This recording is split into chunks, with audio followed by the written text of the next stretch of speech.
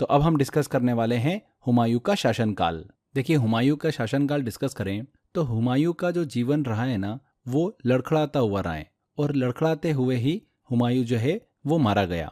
तो चलिए सारी चीज़ों को डिस्कस करते हैं हम। हुमायूं का शासनकाल जो चला वो 1530 से लेकर 1556 तक रहा।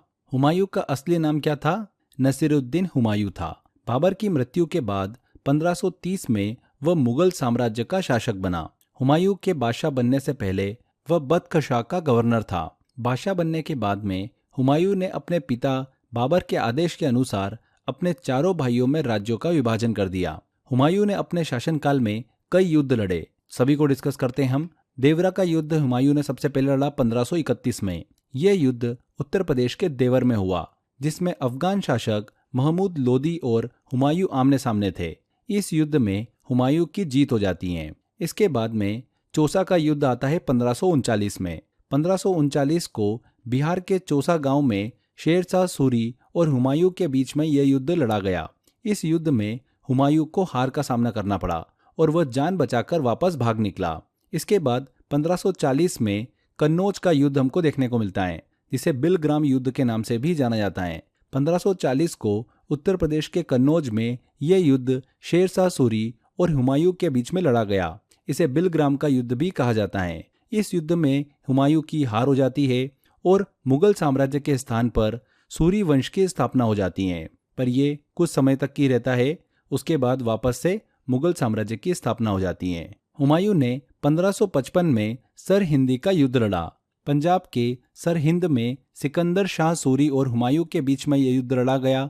हुमायूं का सेनापति बैरम खां था और इस युद्ध में हुमायूं ने जीत हासिल करी, जिससे दिल्ली में दोबारा मुगल सत्ता की स्थापना हो गई। हुमायूं ने अपने शासनकाल में 1533 में दीन पनाह नामक एक नगर की स्थापना भी की थी। हुमायूं की जीवनी की बात करें तो वो लिखी थी इसकी बहन गुलबदन बेगम ने, और हुमायूं की जीवनी का नाम क्या था? हुमायूं नामा। ये किताब उन्होंने अपने भतीजे सम्राट अकबर के कहने पर लिखी थी। ध्यान रखिएगा, हुमायूं नामा किसने लिखी है? हुमायूं की बहन गुलबदन बेगम ने लिखी है। ये भी एग्जाम में पूछा जा चुका है काफी बार। आगे बात करते हैं 1556 में दीन पनाह, जिसकी हुमायूं ने स्थापना की थी, ये एक पुस्तकालय था। इसी पुस्तकालय में सीढ़ियों से गिरने के कारण हुमायूं की मृत्यु हो जाती है और उसे दिल्ली में दफनाया जाता है, हुमायूं के मकबरे में। हुमायूं का मकबरा दिल्ली में स्थित है, ध्यान रखिएगा इस चीज को। और इसे उसकी पहली पत्नी हाजी बेगम ने 1570 में बनवाया था। इसके बाद उसका पुत्र अकबर मुगल साम्राज्य का अगला शासक बनता है। तो अकबर का शासनकाल हम डिस्कस करें उससे पहले और भी काफ़ी इंपॉर्टेंट चीज़ें हैं जो हमको डिस्कशन करना है। पहले हम वो डिस्कस करते हैं। देखिए, हुमायूं के जीवन पर लेन पुल का एक स्टेटमेंट है जो कि एग्जाम में पूछा जाता है। लेन पुल ने कहा था कि हुमायूं जीवन भर लड़खड़ाता रहा और लड़खड़ाते हुए ही मारा गया। किसने कहा था? लेन पुल ने कहा था। यहाँ पर हमने देखिए बीच में सूरी वंश की बात करी थी, 1540 से लेकर 1555 तक ये चला था, तो इसको भी हम डिस्कस करते हैं। 1540 में शेरशाह सूरी ने हुमायूं को हराकर सूरी वंश की स्थापना की थी। सूरी वंश का संस्थापक कौन था? शेरशाह सूरी था।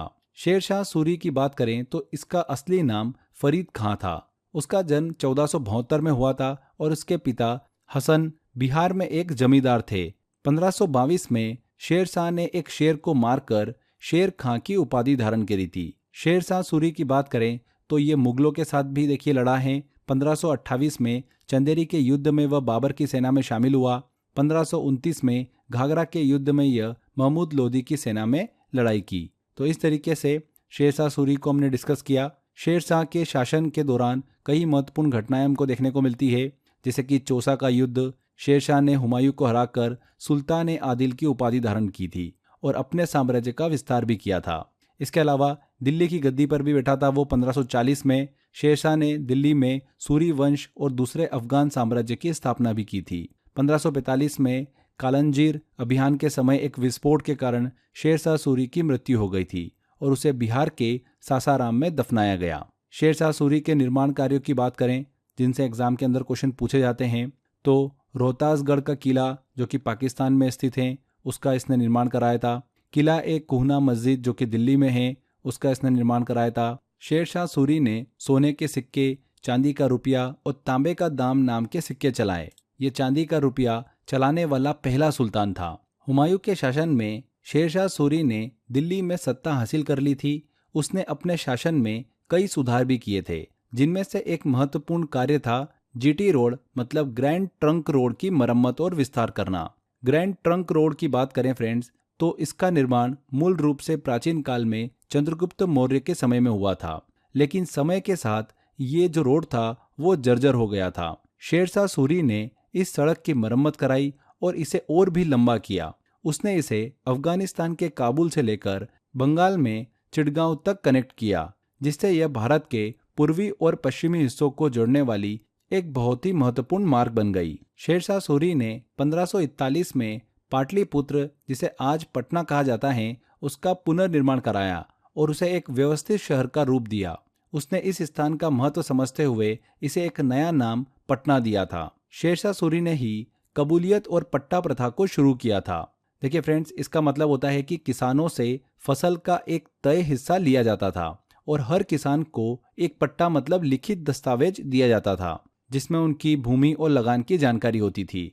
इससे किसानों और शासन के बीच में ट्रांसपेरेंसी बढ़ी और जो टैक्स कलेक्शन था उसमें भी आसानी हुई। तो कबूलियत और पट्टा प्रथा शुरू करी थी शेरशाह सूरी ने। शेरशाह सूरी की मृत्यु के बाद में उसका बेटा इस्लाम शाह सूरी जो है वो उसका उत्तराधिकारी बना। आगे चलकर इस वंश का अगला शासक हुआ था सिकंदर शाह सूरी। इसी सिकंदर शाह सूरी को सरहिंद के युद्ध में 1555 में हुमायूं ने हराकर वापस से मुगल साम्राज्य की स्थापना की थी। तो ये हमने हुमायूं का शासनकाल को अच्छे से डिस्कस किया। हुमायूं की मृत्यु 1556 में दीन पनाह के पुस्तकालय में सीढ़ियों से गिरने के कारण हो गई थी। उसके बाद में हुमायूं का पुत्र अकबर जो है मुगल साम्राज्य का अगला शासक बनता है।